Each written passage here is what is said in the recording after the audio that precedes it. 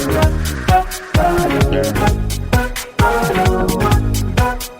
this is Carrie from Wrap Your Head Around Silks. This is the Expecting Aerialist podcast with the Digit Podcast Network. How's it going, guys? Thanks so much for tuning in. I'm super excited to announce that Early Bird is now open for June 21 through 26th, our summer traincation. Train Hard, Play Hard in Miami, Florida.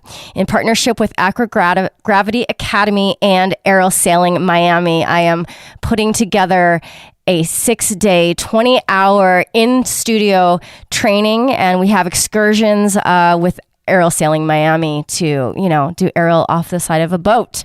All right, guys, please check the show notes if you want to sign up. February 25th is the deadline for Early Bird.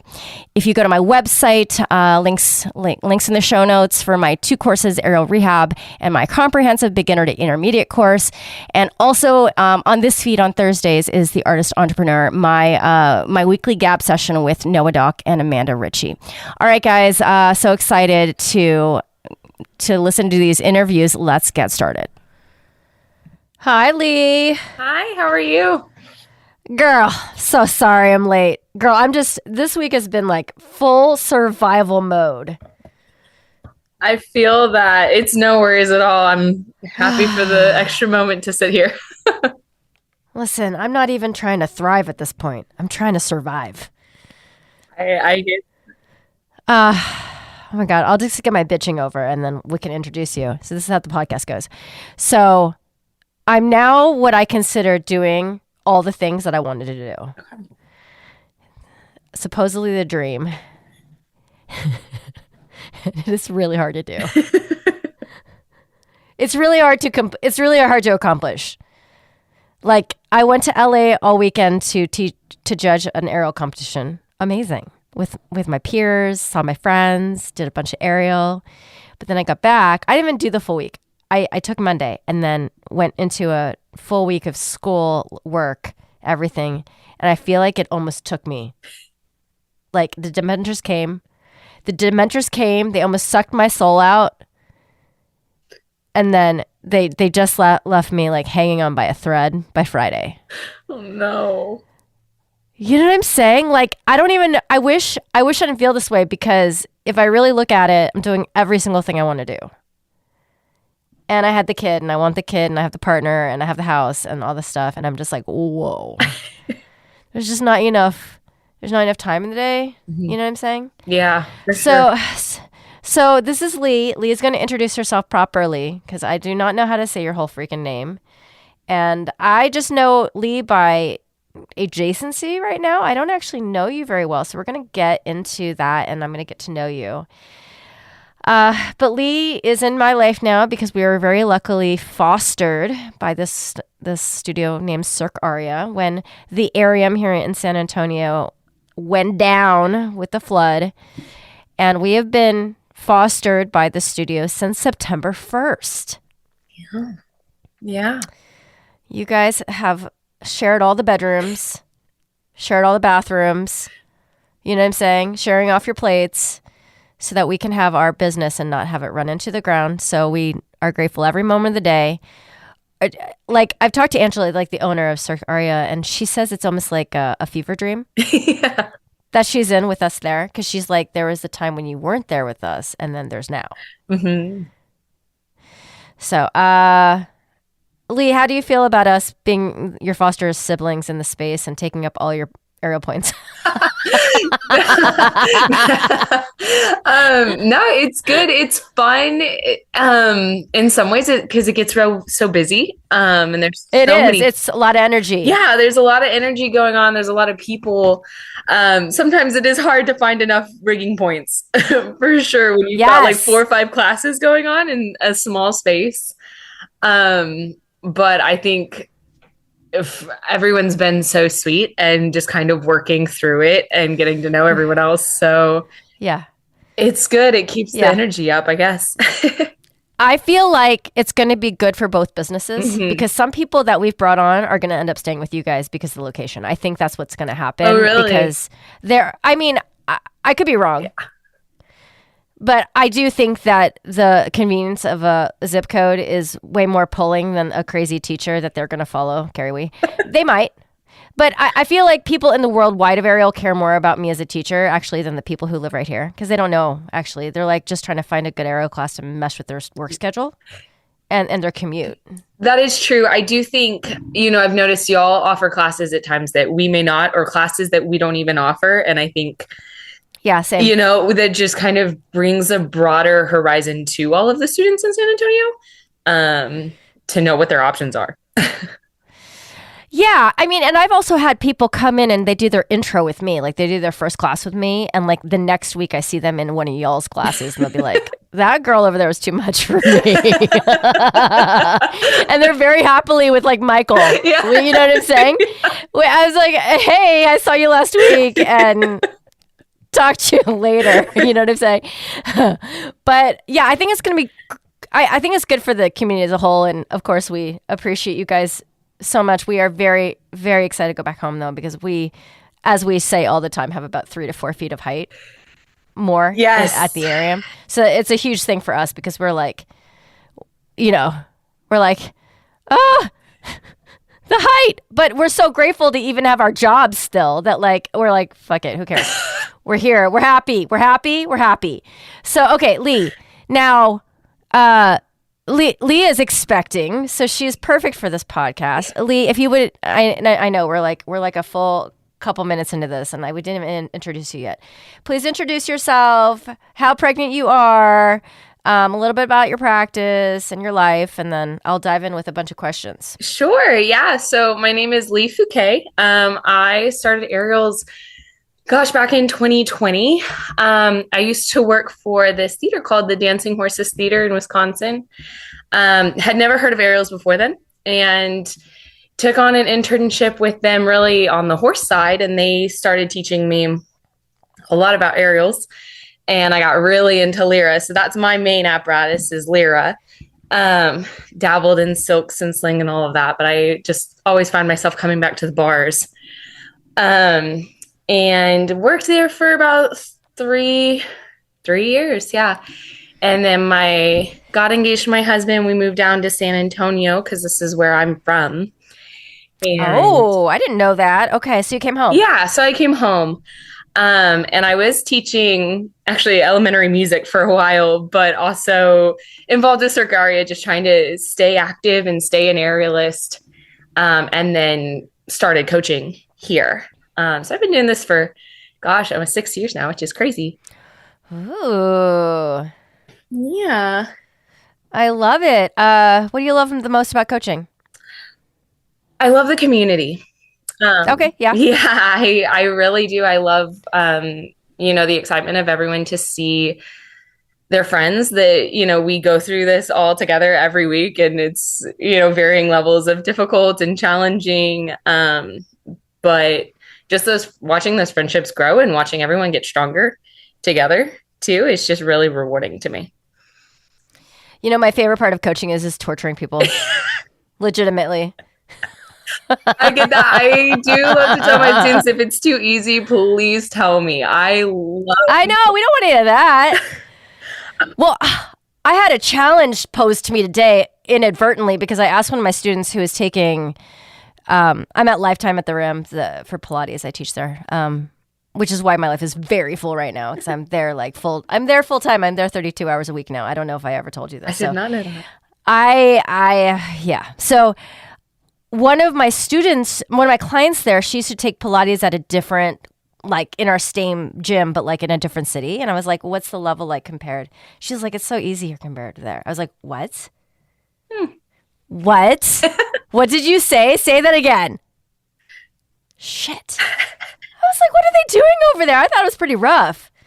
And she's like, no, they're very like, her teachers were very like specific about, it's like the type of teacher who like, if you don't slide down off the silk with 1 inch and then just place your feet down softly, like you get yelled at. Oh, yeah.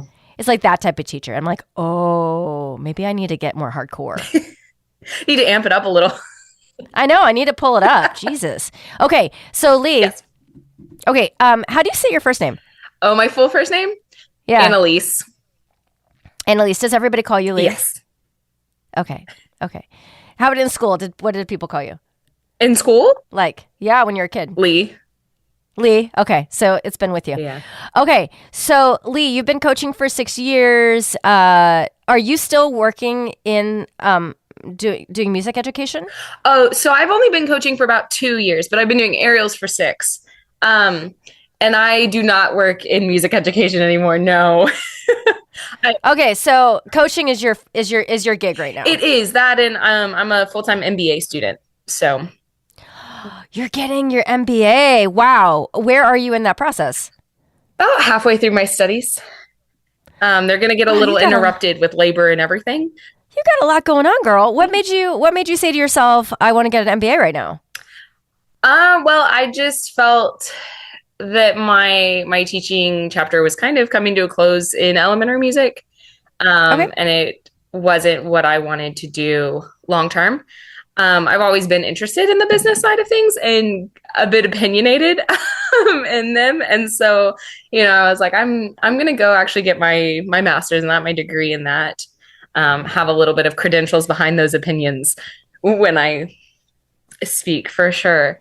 And it's something that's a great idea, dude. Yeah. And then how are you pulling this off? Well, is it hard to pull that off? Is it hard to pay for it and do it and coach? Yes. I'm very lucky in that my husband works full time and, does a lot of the supporting right now financially. And I actually was really blessed in that my parents had something set up when I was really, really small, like in the 90s, called a Texas Tomorrow Fund that has also largely been paying for a lot of it. Oh, that's so good. My parents paid for my college. And let me tell you, if they did that, I would be so kind of screwed. Like the whole student loan thing, that is a beast. Yes. Okay. So how pregnant are you currently? I am 22, almost 23 weeks. 23 weeks. Let's start with the most simple question. How do you feel today? Today, I actually feel pretty good. Okay. Yeah. Okay. How was that first trimester ride? Honestly, I made it to about 9.5 weeks and felt pretty good. I was exhausted, of course. But 9.5 weeks, I started throwing up nonstop. And I did not stop the nonstop throwing up until about 20 weeks. Wow. Yeah. And so your morning sickness actually kind of took a second to start. It did. Actually. It really did. It was really surprising. I remember going into my doctor and it was like, I'm pregnant and I don't feel pregnant. I don't feel. And you didn't know how lucky you were until you started throwing up. Right. I was just like, this is crazy. And then it really has been rough. And you weren't just nauseous, you were actually throwing up. So tell me what this throwing up was. Like what the frequency, the painfulness of it. Could you keep food in your body? Yeah, so mine got so bad that it would literally be the moment I woke up, I had a bucket by the side of my bed. And the moment I woke up, I was throwing up off the side of the bed all day, kind of varying day by day. But I remember the worst it got was probably one day I started timing it and it was every 20 minutes. I would throw up. Yeah, for probably 4 or 5 hours that day. And then it lessened, but I would go to bed most nights still throwing up in the bucket next to my bed. That is horrendous. Yes, it really was. I couldn't keep food down. I couldn't keep water. Water was extremely hard. It was very, very dehydrated. Oh my God. And then you're building a baby in there. So like you need the calories. Yeah. Yeah. So it was hard. And I'm used to being a very active person. I think, we all are as coaches. Yeah. And it just taking that hit of like, you're coaching on nothing, right? You don't have any calories. Well, and I saw you throughout that time. So you didn't take a break. I did not. No, I had maybe a couple weeks in there, 2 or 3 weeks where I had a lot of my classes are back to back. And I would have a kids class or a teens class as my second or third class. And I was like, I can't, like, and I was very blessed with some subs that were able to take those kids classes. Cause I'd be like, I have one class in me and then I am going to be on the couch like for the rest of the day. Wow. I mean, I don't even know how you did that. I mean, I had morning sickness, but it wasn't like that. Yeah. So do they put you in a category of hyperemesis at that point? They actually, my doctor has not really said anything about it. I believe that I do have hyperemesis. My mother had hyperemesis, and what I was going through was pretty much the same thing she went through. Yeah. So she was like, you probably have hyperemesis. My doctor just really hasn't said much. Okay. So I'm so sorry. That's okay. My God. That is horrendous. And then, so when it like eventually stopped, did it stop gradually or did it just stop? Or has it not stopped? It did for the most part kind of stop gradually.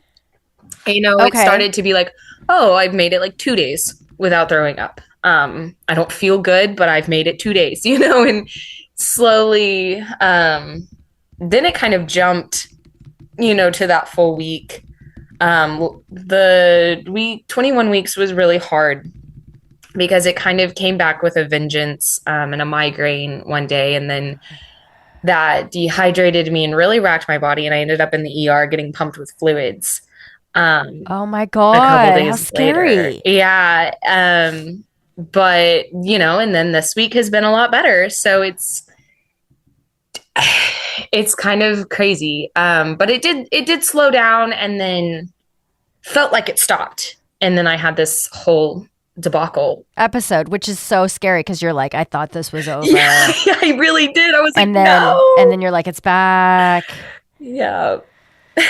There's zero chance that women like really fully remember all this if they have more than one kid.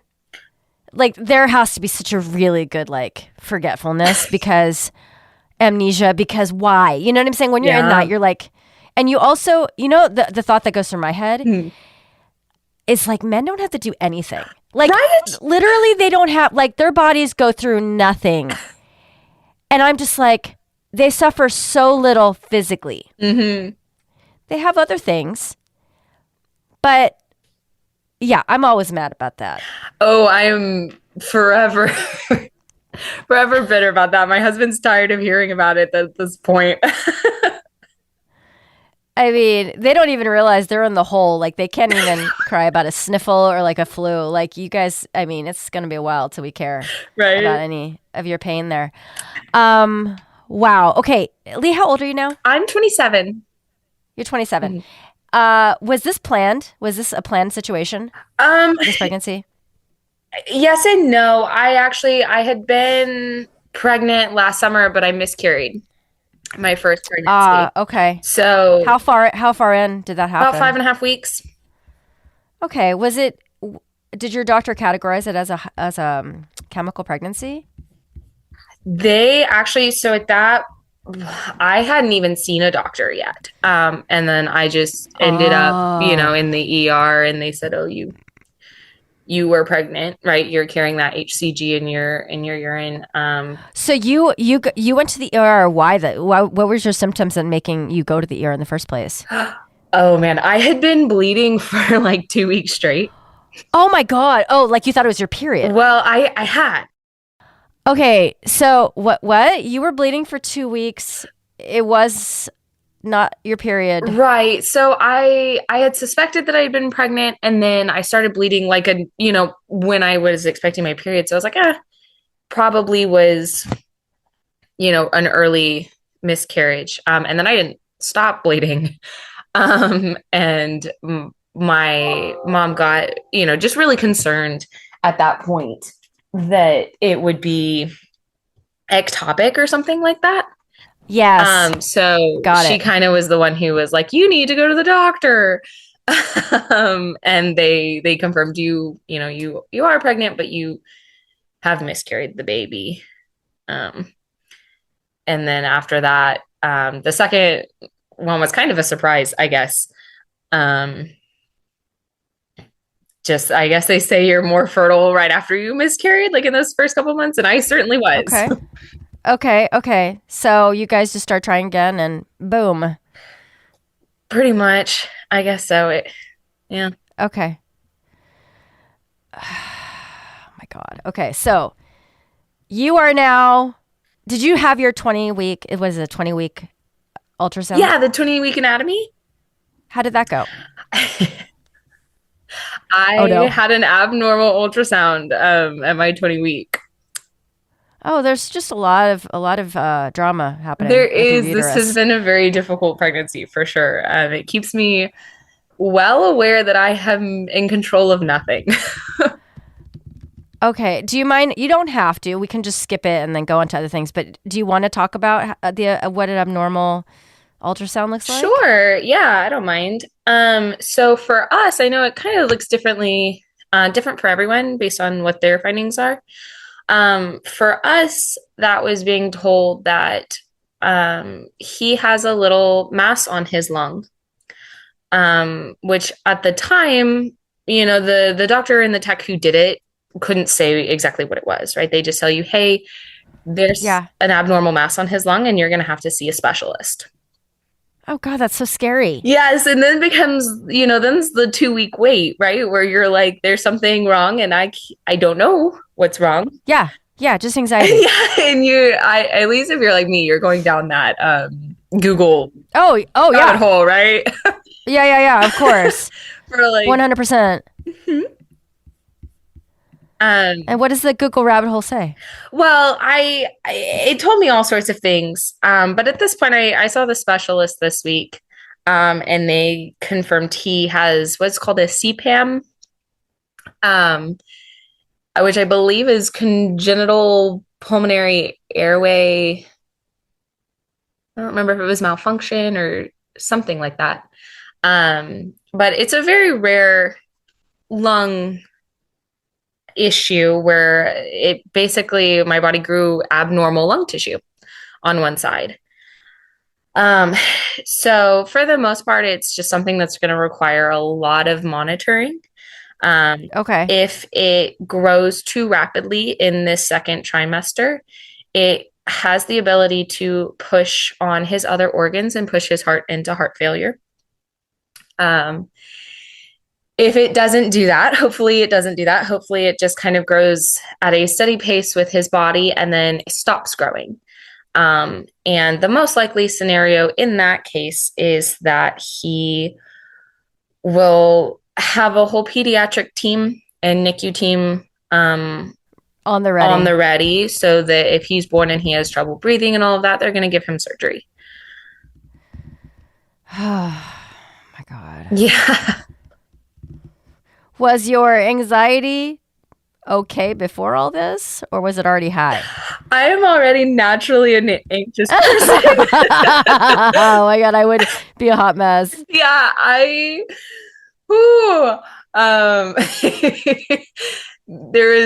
it definitely is very stressful, just being told, hey, there's something wrong and we're not really sure what it is, but hold tight. And you're like, what?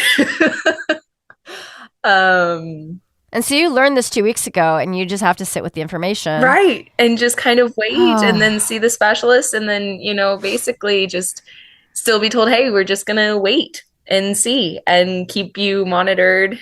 We're doing frequent ultrasounds to keep an eye on it and hope for the best. Right. Because I can't really allow myself to think about it not turning out okay, or I will make myself even more sick than I already am. Yeah. So, oh, Lord have mercy. So the upside of having a complication, I had a low-lying placenta. Okay. And it was my age. I was over the age of 35 when I was pregnant. So in those cases, when you have something, that means you get to do ultrasounds all the time. Yeah. So what is your ultrasound schedule? Like when do you go in again? Yeah. So he's going to have me come in again at 25 weeks and then kind of go from there. But he said it is likely that I'll do ultrasounds probably every week. through at least the end of my second trimester, maybe a little into my third, just to make sure that it does actually stop growing. Yeah.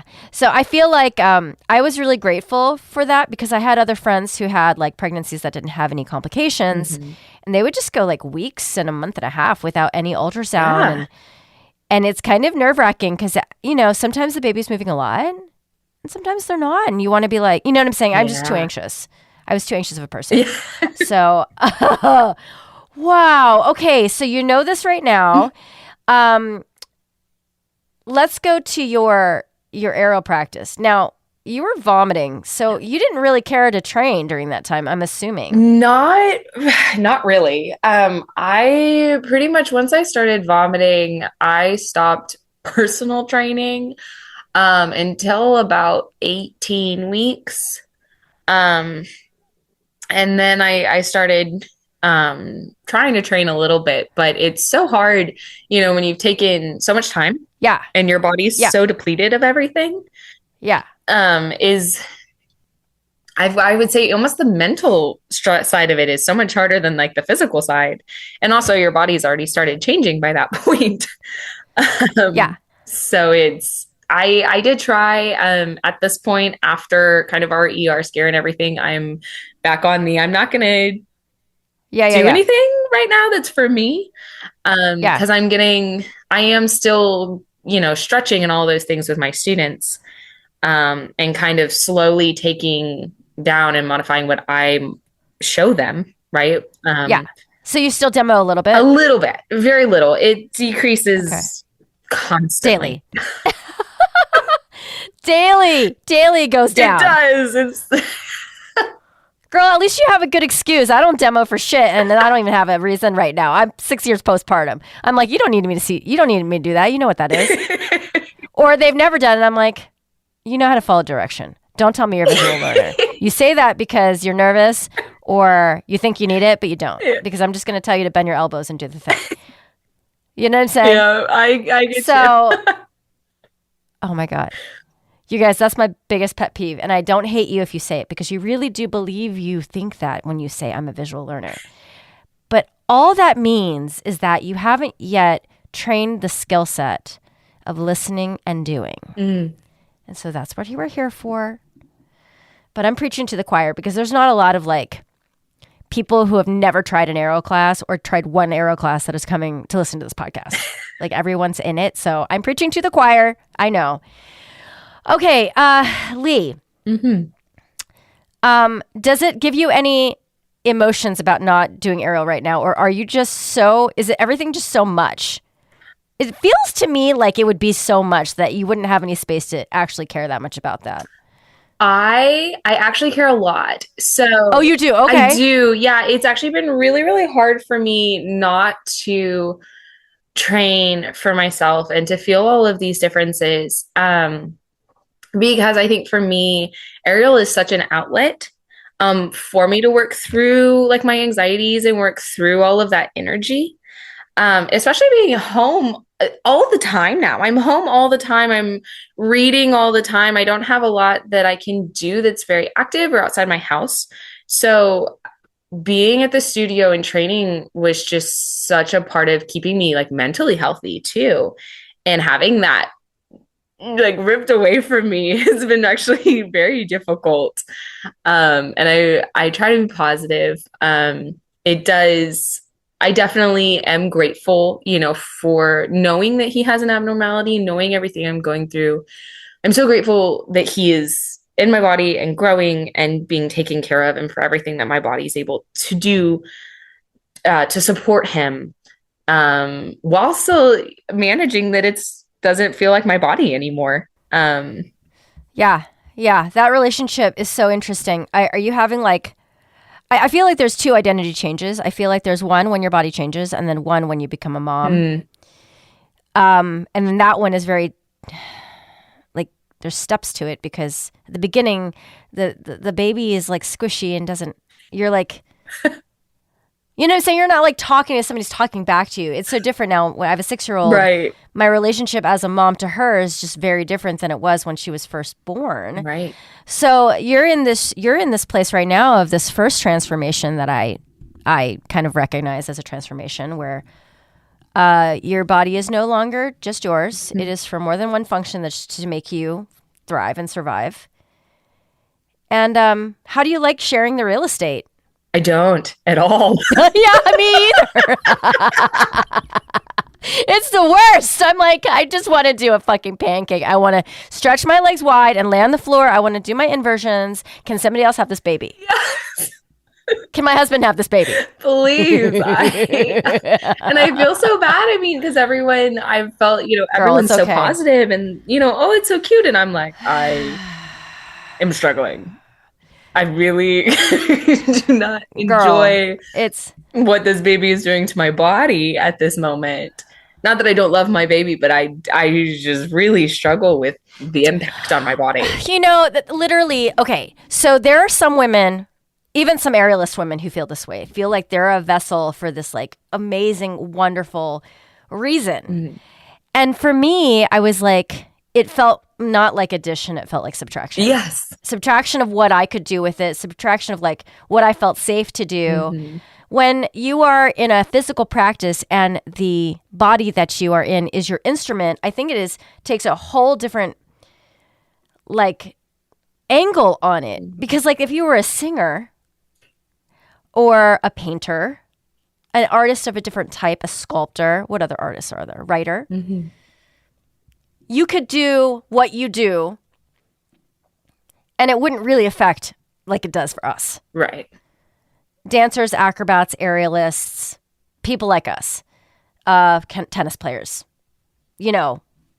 Olympic athletes, runners. If you want to have a baby, if you want to become a mom, you have to take a complete detour in your life.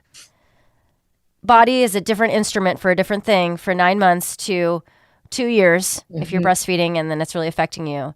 And, that athletic instrument that we have takes a back seat. And that is the entire reason why I can have a podcast for 6 years on this and not ever run out of shit to talk about. You know what I'm saying? It's endless. It is. And it's so hard to have something that's such a part of your life and your personality that, all of us, we spend so much time getting so strong and putting it into our technique to just have it ripped away so fast. I know. I'm like, wait a minute. I put years of my life into, making my body super strong and flexible. And in 5 months, I'm struggling to invert, like, what is this? Yeah, it's frustrating. And as a teacher, honestly, I will say here, you guys, you might not say it, but everyone feels a little bit of it or a lot of it. It's embarrassing. It is. Even though everyone in the room knows you're freaking pregnant.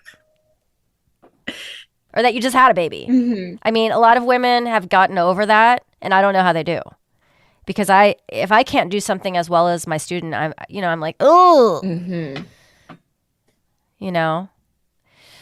Oh my God. Okay, so this is your first pregnancy, your first child. I'm assuming you don't have like other children running around that I don't know about. I don't think so. No. So we'll see I love doing check-ins. So after this whole episode / chapter is, and you're on to the next, we'll always do a check-in. I like checking in. I have a list right now. My listeners, I have a list right now of women that I need to go back to because they've had their babies by now. Oh, I love that. Yeah. So I just I want to know the blow by blow, I want to know what happened and what chances there were that what you planned actually happened. Because it's like, the numbers aren't good on that. I'm just saying, my friends. So are you the type of person to have a birth plan, or are you not the type of person to have a birth plan? Oh gosh. I definitely have certain opinions. I'm going to be very honest. I haven't thought a whole lot about it. Yeah, you're early. I'm very early, and I'm just kind of still taking in all of these news. Mostly what I have opinions on is like epidural, and then other than that, I haven't quite thought about much. Yeah, I didn't have a birth plan. I said, get this baby out of me. That's what my birth plan. That's what my birth plan was. And you'd think I'd be like really like really getting my pelvic floor ready and stuff because I'm a fucking Pilates trainer. And it didn't I didn't care to do it. It's really? So weird. It's so weird because I have friends who are not at all in what I'm in for a living. I mean, literally, I train people's freaking pelvic floors. I'm like one step away from being a pelvic floor PT the way that I'm training my Pilates clients. And I had no interest in it. Oh, and my friends who are Pilates teachers are the same. At least a good friend I'm talking about. She's like, yeah, let's just cut this one out. Just side door. I'm not interested. So I don't know what that's about. It's really weird how that happened. So are you having any other weird shit happen to you yet? Are you getting like, how are your joints? Are you feeling the relaxin? Like any other things do you notice? I have noticed it was really for like 2 weeks. All of a sudden I was just tripping over myself like constantly. And my ankles I just kept tripping and they would, my ankles would kind of be loosey-goosey on me. And I was relaxing. Like, whoa. But that really only lasted, like 2 weeks. And then I don't know if my body probably just adjusted to it. But I haven't really struggled so much with that. I've noticed for sure, oh my goodness, all the weight on the front half of my body, my shoulders starting to like cave forward. To curl forward. Yeah. Oh, and my posture is just not what I would like it to be. As it, just kind of my body adjusts to that weight. But other than that, I really haven't luckily have too many joint or aches or anything like that. Okay, well that's good. Are you still sleeping on your back? Oh, I try really hard not to, but you want to? Does your body want to? It does. Okay. It really does. I fight it every night. I have pretty bad pregnancy insomnia. Oh, Jesus. Yeah, I can't sleep. So I am up for, hours, just like tossing and turning, doing that, rotisserie chicken, trying to get comfortable, typically from somewhere to from 2 to 7 in the morning. Like I was just, oh, that sucks. Crazy. And, but I just get the most comfortable on my back. And so I try not to, but I know sometimes I just. Yeah. You fall asleep like that. Oh no. It's okay. Oh God. See, when I really dig in, there's stuff. People are like, oh yeah, I haven't been sleeping. All right. Are there any foods that you're like, oh my God, if I smell that thing, I'm going to die. Like I hate the smell and I used to love smelling it, blah, blah, blah. Any of that? I could not stand the smell of meat for a while. And are you a carnivore or are you vegetarian? I'm a carnivore. Okay. But my sense of smell was absolutely insane. And meat was the worst, but, have you ever heard of Maggi? Like the sauce Maggi? It's a German sauce. No, I haven't. Okay. It's all these white people with their sauces. I'm so not a cook. My husband's the cook. But are you guys German? He's French and German. Okay, got it. And you're French. I'm French? German. You are German. I am German. But they're my family didn't cook. They're very into, they make sauerkraut. Got it. And stuff. Yeah. Those very typical German foods I hear about. Yes. Yeah. Okay. It's very stereotypically German. And so they cook with Maggi, and his brother was over at our house, and oh good Lord, was being very sweet and wanted to make dinner and started making asparagus with Maggi, and it took me out. I started throwing up on the spot. Oh no. Just something about the smell of Maggi.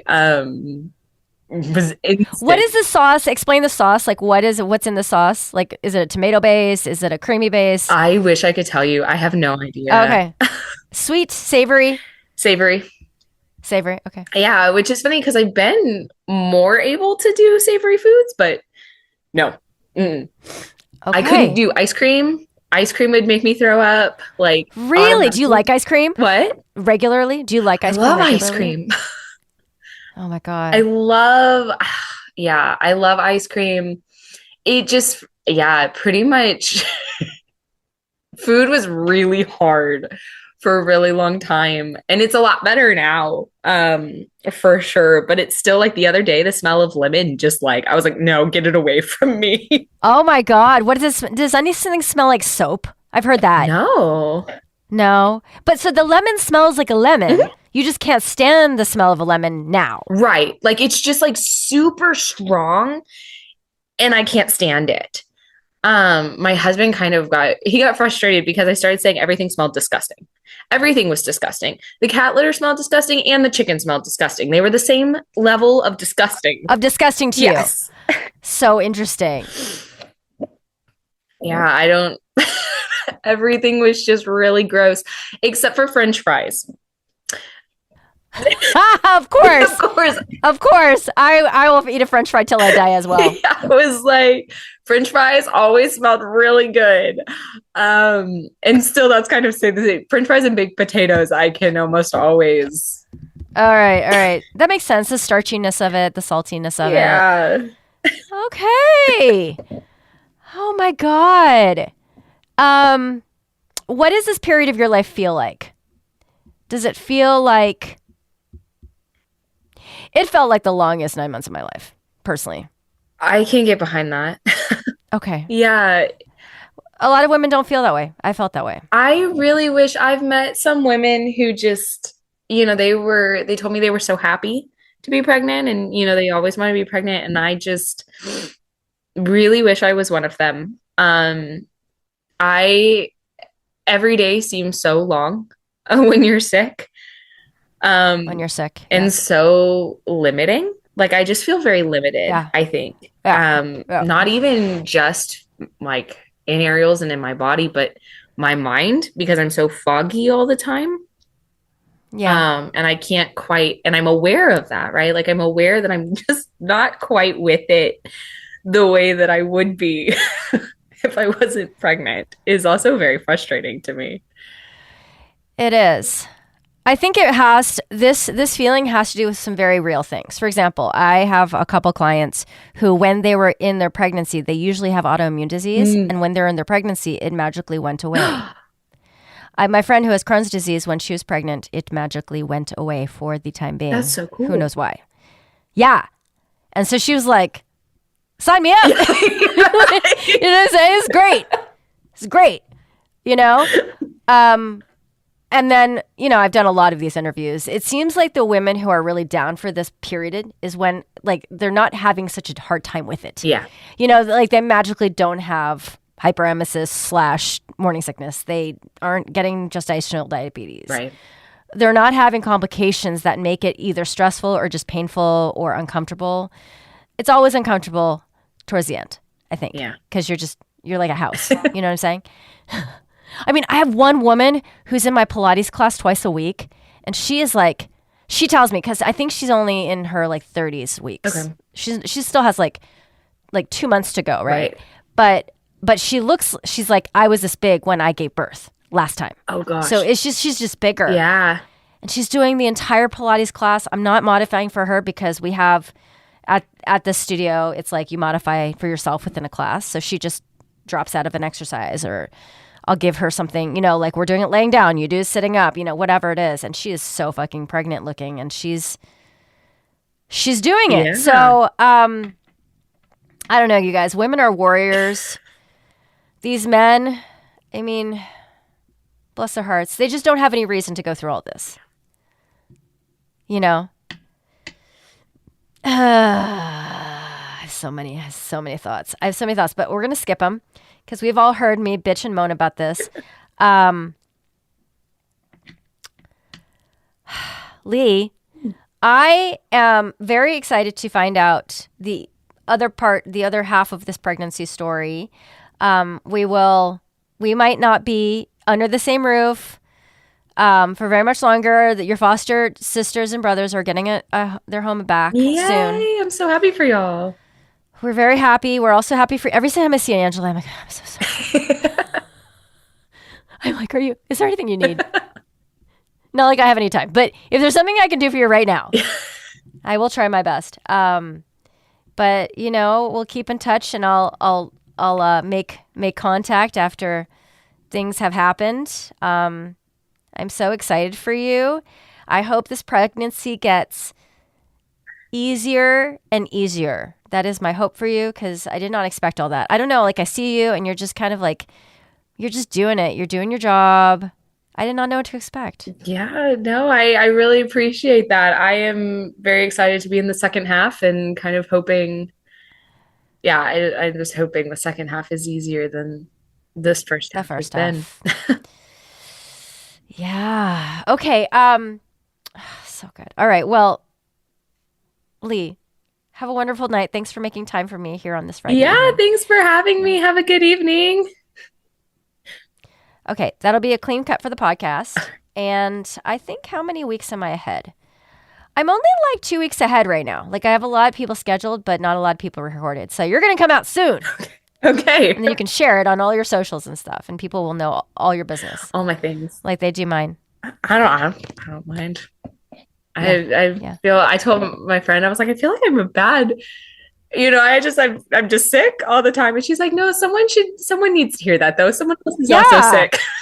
There are some people out there who are really sick, and and I name these very clearly, like what's in it. Yeah. So I am naming yours massive vomiting, weeks 9 through 20. That is the name of the title of your episode. Probably, honestly, if my mom's like, I don't think your doctor is doing their job. Like, you have hyperemesis. You should have been like... I mean, did they give you anti-nausea medication at any point? They did give me Zofran. But the Zofran, I vomited it up. Which is crazy. Right. Like it didn't even sink in. Yeah, like it didn't sink in. And then when it did, I naturally, just as a person, I don't like to take a lot of medication. Yeah. But I was so sick. So I took it a little, but then it made me, I swear it made me sicker, because it made me like super constipated, which made everything, and then nothing would get out. Worse. Yeah. Like, so like everything. What? Because there's only one door and it's up. Right. So I was like, what is the point of this? I just feel worse. Like, oh man. So I stopped that on my own and just was like, I'd rather just suffer than try this. Yeah. Some women, because I've done a million interviews, some women try acupuncture. Whether or not that has any success is kind of here or there. Okay. Some people have success. Some people, it's like they didn't feel anything and they felt like it wasn't worth it. Who the fuck knows? So people ask me my advice nowadays, because not just because I'm a mom. Yeah. Because mostly I don't feel like a professional at being a mom, but I do consider myself a professional of asking a lot of people all these questions about themselves. Yeah. And I don't have any advice anymore, because I'm like, everybody's body is so different, and all of these issues are so personal to the body. Everybody's experiencing it differently, and it's so crazy to know more and know very much less all at the same time. Yeah, that's kind of the understanding I get, because any of my students that had kids, I was like, what was your experience? Like, were you vomiting all the time? And everyone's was so different, and everyone's always, what are the cravings sort of? And I'm like, I can't eat food, for like 10, 12 weeks. Like, but I know I was thinking when I got pregnant, because I was stronger than I'd ever been, that I would, I wouldn't struggle so much, because I was like, I'm in shape, I'm healthy. Yeah. I mean, it might be the case for your actual labor, but I feel like this just takes it takes victims wherever it decides. Like, and then the other commonality I feel like I see in these interviews are that if somebody had, like, there are very few people who have a hard time at everything. But everybody has a hard time with something. Yeah. Yeah. So let's just say you have a flawless pregnancy. Your kid will not sleep for 5 years. You know what I'm saying? Or you had this and like your baby's perfect. You know what I'm saying? I don't know what it is. And then the very, very unlucky 1%ers have it rough. All the way around. All the way through. And then we're just like commiserating. We're like, oh my God, that sucks. That sucks. That sucks. And your husband's just trying their best to just not piss you off. You know, like, you know what I'm saying? So, yeah. That's what I'm really hoping. Someone had said that. They said, the harder the pregnancy, the easier the labor. And I was like, that better be true. That better be true at this point. That better be true. Because I am not having a good time. Well, and then of course later on they'll say, "Don't worry, you won't remember any of yes. this." Yeah. But it doesn't matter because you're experiencing it right now. Right. And you're suffering right now. So, yeah. I'm so sorry you're suffering, and I really do hope it gets better. But in the meantime, you are very, very, very good content for this podcast because I love when I have a way of picking people too. Yeah. Not that I picked you out of the air because you're in the same space with me, but like obviously if you're in this space with me and you're pregnant, I'm like, harassing you. But the people I pick have like rough stories. You just sense it, the struggle. Or there are so many rough stories. Yeah. Like they outweigh the easy ones. Whatever age, because all the women are different ages, older, younger, Yeah. I'll probably just put this in the podcast. This part of the conversation is good too. But okay, well, thank you so much. And I'll see you next week, maybe. Yeah, of course, maybe. Okay. See you in passing. Thank you so much for tuning in, my friends. If you would leave me a 5-star rating and a review, it means the world to me. It really helps people find this. If you are an expecting aerialist around the world, or if you feel like you have a story to contribute to this podcast, please reach out to me, DM, email, Carrie@wrapyourheadaroundsilks.com. I have an interview every single week, so there's lots of room for lots of stories. I really would love to hear from more of you. And the Mamas page, the Facebook page, I'm actually the admin for that. So I love that you guys are asking questions on there and really participating in the community. All right, my friends, check my website for my courses and also to sign up for this year's summer retreat in Miami, June 21st through the 26th. All right, my friends, thanks for tuning in. I'll see you later. This is The Expecting Aerialist. Open up.